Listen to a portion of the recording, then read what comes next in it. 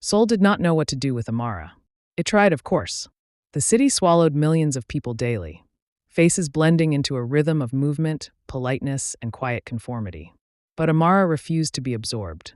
She was too visible, too alive, too different.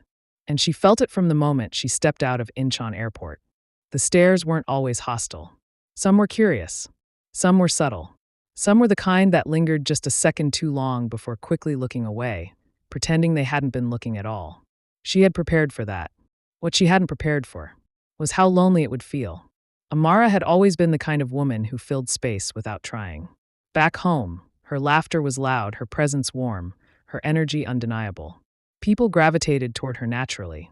She had friends who dropped by unannounced, cousins who borrowed her clothes without asking, aunties who called her name across busy streets like she was still 10 years old. But in Seoul, she became quiet. Not because she wanted to be, but because she didn't know where to place herself. Even ordering coffee felt like a performance. Americano, she would say carefully, rehearsing the pronunciation in her head before speaking. The barista would nod politely. And that was it. No small talk. No warmth. No, how's your day going? Just silence. 3 weeks in, she nearly booked a return ticket. Not because she hated it, but because she felt like a ghost moving through someone else's world. Until the day she got lost. It was raining that afternoon. Not a gentle drizzle, but the kind of rain that soaked through your coat and made your shoes squish with every step. Amara stood at the subway station, turning slowly in circles, her phone in her hand, her map app completely useless. Why are there so many exits? She muttered under her breath. She picked one. Wrong. She picked another. Still wrong. By the third attempt, she laughed, because if she didn't laugh, she might actually cry. And that's when she heard a voice behind her. Excuse me, are you lost? She turned. And for a moment, she forgot how to respond. The man standing in front of her looked like he had stepped out of one of those impossibly polished Korean dramas. Sharp jawline, neatly styled dark hair, a long black coat that fit him like it had been tailored down to the last stitch. But it wasn't his appearance that caught her. It was his eyes. Calm, observant, almost careful, like he was someone who measured his words before speaking. Yes, she said finally, letting out a breath. Very lost. He nodded slightly, as if confirming something he had already suspected. Where are you trying to go? Hongdae. A pause. Then, very gently, he said, You are not close. She blinked. Not close as in? Not close as in you are going the opposite direction. She stared at him, then burst out laughing. Of course I am, she said, shaking her head. Of course I am. Why wouldn't I be? Something shifted in his expression. Just slightly. The corner of his mouth lifted. It was small, but it was there. I can take you, he said. She narrowed her eyes playfully. That sounds like the beginning of a crime documentary. He raised an eyebrow. I assure you, I am not a criminal. That's exactly what a criminal would say. A beat. Then, unexpectedly, he said, Then you should not come. She blinked. That wasn't the response she expected. Most men would insist. Convince. Push. But he didn't. He simply stepped back slightly, giving her space. And somehow, that made her trust him more. Okay, she said. I'll risk it. His name was Jaemin. She learned that on the train. He worked as an architect. Something about urban design and structural planning that sounded both impressive and exhausting. You must be very serious, she said, tilting her head. Why? You talk like someone who has spreadsheets for their feelings. For the first time, he actually laughed. Not a polite chuckle. A real one. Short. Unexpected.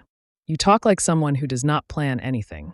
Excuse you, she said, pretending to be offended. I plan vibes. Vibes are not a plan. They are if you trust yourself. He studied her for a moment. Do you? She met his gaze without hesitation. Always. That answer stayed with him longer than he expected. Over the next few days, he told himself it was coincidence when he saw her again. At a cafe. Then at a bookstore. Then, somehow, at the exact convenience store he visited every night after work. You again, she said, holding up a cup of instant ramen. You are everywhere, he replied. Or maybe, she said, leaning slightly closer, you're following me. I think you would notice if I was. Would I? Yes. Why? Because you notice everything. She paused, then smiled slowly. Maybe I do. What started as coincidence became habit. And habit became something else. Jaemin wasn't used to people like Amara. People who spoke without filtering every thought. People who laughed loudly in quiet places. People who asked questions that didn't have safe, predictable answers. "You think too much," she told him one evening as they walked along the Han River. "And you don't think enough." "I think exactly enough," she said confidently. "That is not how thinking works. It is for me." She challenged him. Constantly. Not aggressively, but effortlessly. And without realizing it, he started changing. He stayed out later. He laughed more. He stopped checking his phone every 5 minutes. He felt lighter. For Amara, it was different. She didn't change. But she softened. Because for the first time since arriving in Korea, she didn't feel invisible. With Jaemin, she felt seen. Not as different. Not as foreign. Not as something unusual to observe. But as someone to understand. The shift happened on a rainy night. Of course it did. They had been walking without umbrellas again. Amara claimed she liked the rain. Jaemin claimed she was being reckless. "You'll get sick," he said. "I'll survive." That is not the point. It is exactly the point. She stopped suddenly, turned to face him, rain dripping from her hair, her face glowing under the streetlights. "Why do you always try to control everything?" she asked. "I don't." "You do," she said softly. "Even now. I am trying to take care of you. I didn't ask you to." The words hung in the air. Not harsh, but honest. For a moment, neither of them spoke. Then quietly he said, "I know." And something about the way he said it, without defensiveness, without ego, made her chest tighten. She stepped closer. Close enough to feel his breath. Close enough that the world around them blurred. "Then why do you do it?" she asked. He hesitated, just for a second. "Then, because I don't know how not to." That was the moment. The exact moment everything shifted. She reached for his hand. Not playfully. Not casually. Intentionally. And when their fingers intertwined, neither of them pulled away. The rain kept falling. The city kept moving. But for them, time paused. And somewhere deep down, they both knew. This was no longer coincidence. The rain didn't stop that night. But neither did they. They stood there longer than they should have. Hands still intertwined. Neither of them quite ready to acknowledge what it meant. Amara was the first to pull back. Not abruptly. Not awkwardly. Just carefully. Like she understood something fragile had just formed between them. And didn't want to break it by rushing. "This," she said softly, glancing at their hands before letting go completely, "is how things get complicated." Jaemin didn't argue. Because for once, he didn't have a logical response. After that night, nothing was the same. And yet, everything looked the same. They still met at the same cafe. Still walked along the same streets. Still argued about meaningless things like whether pineapple belonged on pizza. But underneath it all, there was something new. Something heavier. Every glance lingered longer. Every silence carried weight. Every accidental touch wasn't accidental anymore. It was Amara who finally said it. Not directly, but in the way she always did, honest but layered. "You're thinking too much again," she said one evening, watching him from across the table. He looked up. "I always think. Not like this." "Like what?" "Like you're trying to solve something that doesn't want to be solved." He leaned back slightly. "And what do you think I'm trying to solve?" She held his gaze. Us. Silence. Not uncomfortable, but undeniable. "You're not wrong," he admitted. She nodded slowly, as if she already knew. "Then let me make it simple for you," she said, leaning forward slightly. "Stop thinking. That is not helpful advice. It is if you trust yourself." "And what if I don't?" Her expression softened. "Then trust me." That should have been terrifying. And it was. But it was also freeing. So he stopped overthinking. Just for a moment. And in that moment, he kissed her. It wasn't rushed. It wasn't clumsy. It was deliberate. Careful. Like he was asking a question he wasn't sure she would answer. But she did. Amara kissed him back like she had been waiting for it. Not passively. Not hesitantly. But fully. And in that instant, all the unspoken tension between them collapsed into something undeniable. When they finally pulled apart, neither of them spoke. Because there was nothing left to clarify. They had crossed the line. And neither of them wanted to go back. The weeks that followed felt like something out of a dream. The kind you don't question because you're too busy living inside it. Jaemin started showing her parts of his life he had never shared with anyone outside his inner circle. Quiet rooftops with views of the city that felt almost secret. Small family-owned restaurants hidden in alleyways. His favorite bookstore, where he spent hours as a teenager trying to figure out who he wanted to become. "You're different here," Amara said one afternoon as they sat surrounded by shelves of old books. "How?" "You relax," she said. "Like this is where you're most yourself." He considered that. "Maybe it is." She smiled. "Then I like this version of you best." For Amara, it was deeper. Because she wasn't just falling for him. She was building something she hadn't expected to build in a place she hadn't planned to stay. And that scared her. More than she admitted. "You're thinking too much," Jamin said one night, echoing her own words back at her. She scoffed. "I do not overthink. You do when you're scared." "I'm not scared." He tilted his head slightly. "Then what are you?" She hesitated. Just long enough for him to notice. And that's when he realized something important. Amara wasn't fearless. She was just good at hiding her fear. "I don't want to lose myself," she said finally, her voice quieter than usual. "You won't. You don't know that." "I do," he said firmly. She looked at him. Really looked at him. "And what if loving you changes me in ways I don't recognize?" He didn't answer immediately, because he understood the weight of that question. "Then I'll learn the new version of you," he said softly. "And if I don't like who I become, then I'll remind you of who you were." That should have been enough. For that moment, it was. But reality doesn't wait forever. It came quietly at first, in the form of a dinner invitation. "My parents want to meet you," Jamin said one evening. Amara froze. Just slightly. But he saw it. "That's fast," she said carefully. "It's normal. For you maybe," she replied. "Not for me. They're just curious." Curious about what? He hesitated. And that hesitation told her everything. "About me being different," she said flatly. "It's not like that. It is exactly like that." Another silence. This one heavier. "You don't have to come," he said. "I know." "Then don't." She shook her head. "No," she said. "I will." The dinner was polite. Painfully polite. His mother smiled. But it didn't reach her eyes. His father asked questions. But they felt more like evaluations than curiosity. "Where are you from?" his mother asked. "Africa." A pause. "Which country?" Amara answered. Another pause. "You speak Korean?" his father asked. "A little." "Why Korea?" "Work." "Research." That lingered longer than any insult could have. Jamin noticed everything. The stiffness. The subtle glances. The unspoken judgment. And for the first time, he felt something he hadn't expected to feel. Shame. Not of Amara. Never of her. But of the situation. Of his inability to make it better. After dinner, the car ride was silent. "You don't have to say anything," Amara said quietly. "I'm sorry." She looked out the window. "You didn't do anything. That doesn't mean it's okay." She nodded slowly. "I've experienced worse," she said. "That doesn't make this acceptable."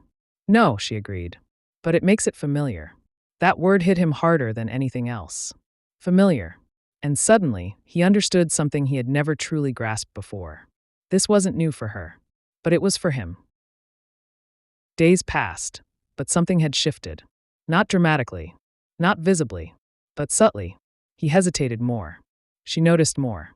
And the space between them, though small, began to grow. Until one night, she couldn't ignore it anymore. "Are you ashamed of me?" The question came back. But this time, it didn't feel like curiosity. It felt like truth waiting to be confirmed. Jamin looked at her. And for the first time, he didn't know how to answer without hurting her. "I'm trying," he said. Her expression hardened. "That's not an answer. I'm trying to balance everything." "And I'm what?" "Something that needs balancing." "That's not what I meant." "But it's what you said."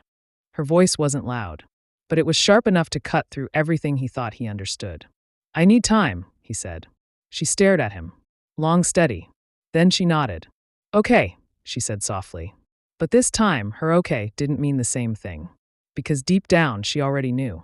And when Amara knows something, she doesn't fight it. She accepts it. Even when it hurts. Amara didn't cry that night.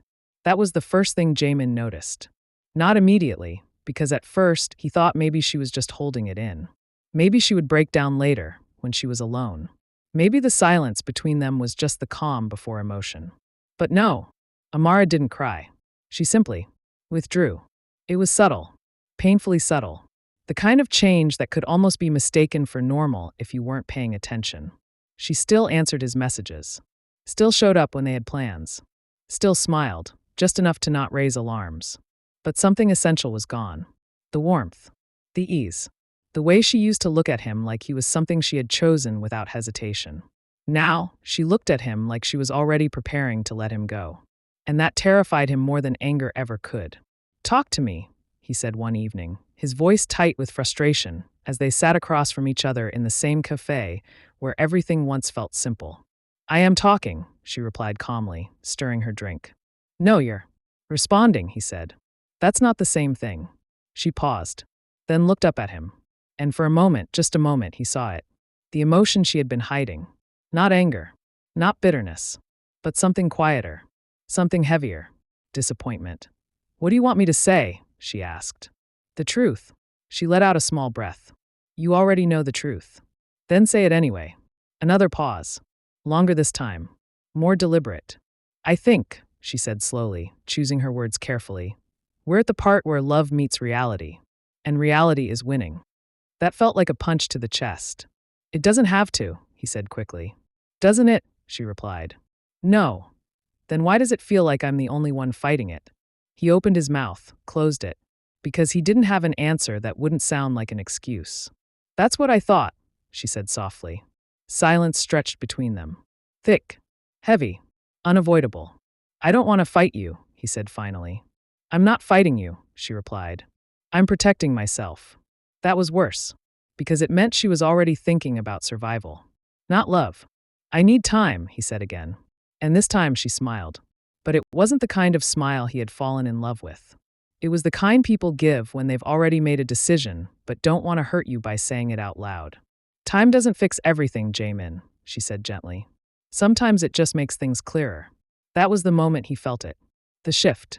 The distance. The beginning of the end. But he still didn't stop it. And that would haunt him later. Because Amara did what Amara always did when something stopped feeling right. She left before it broke her completely. There was no dramatic goodbye. No shouting. No tears.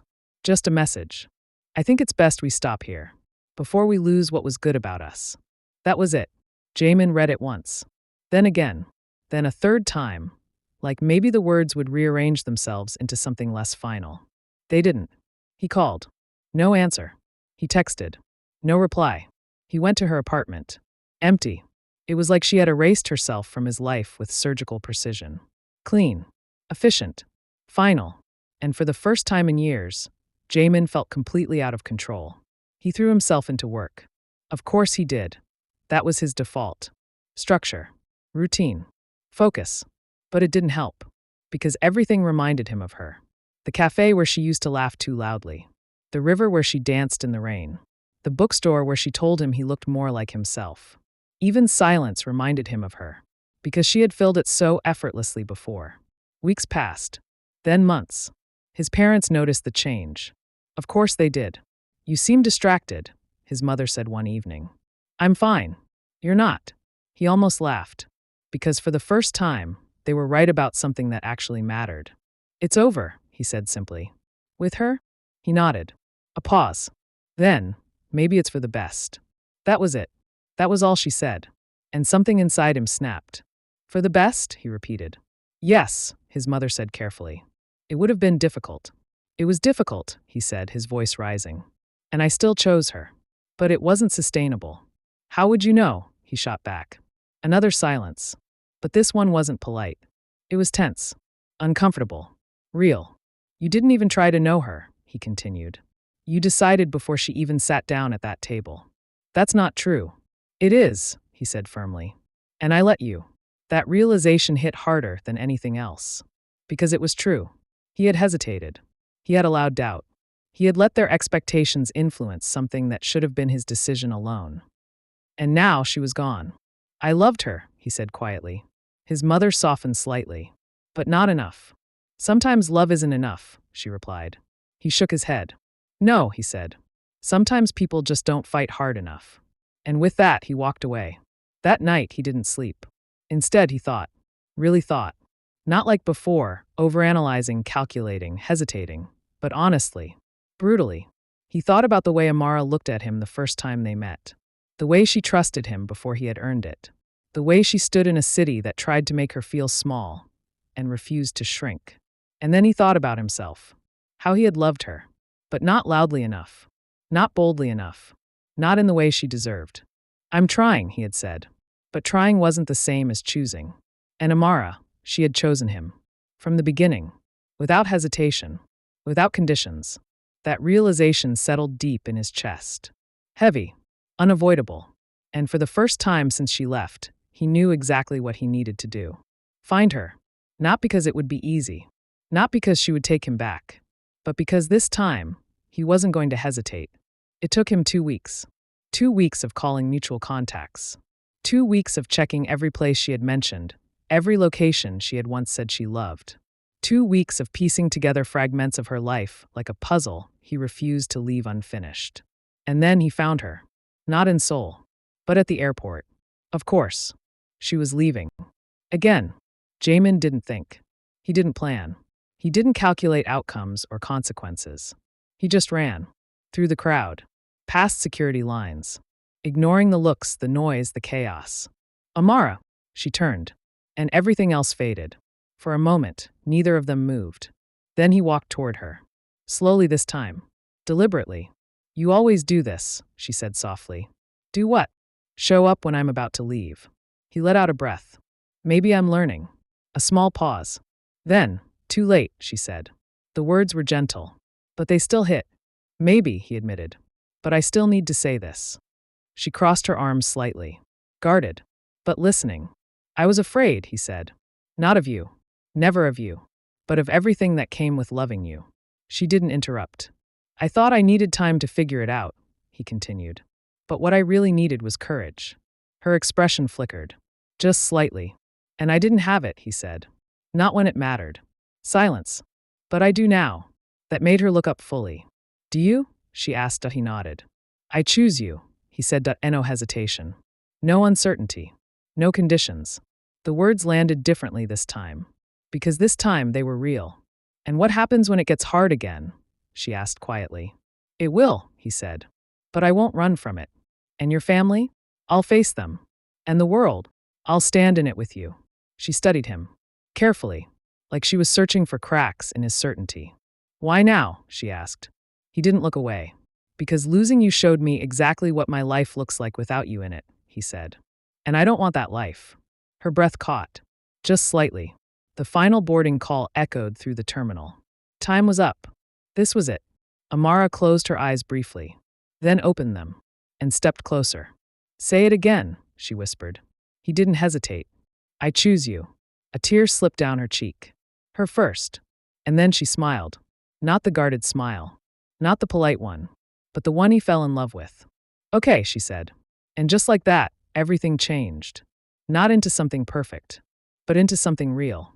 Something hard. Something worth fighting for. Years later, in a home filled with both their worlds, laughter, music, arguments, love, it would be clear. Their story was never about ease. It was about choice. And every single day they chose each other, again, and again, and again. Thank you all for watching this story. What would you do if you were Amara? Would you choose to stay? Let us know in the comments section.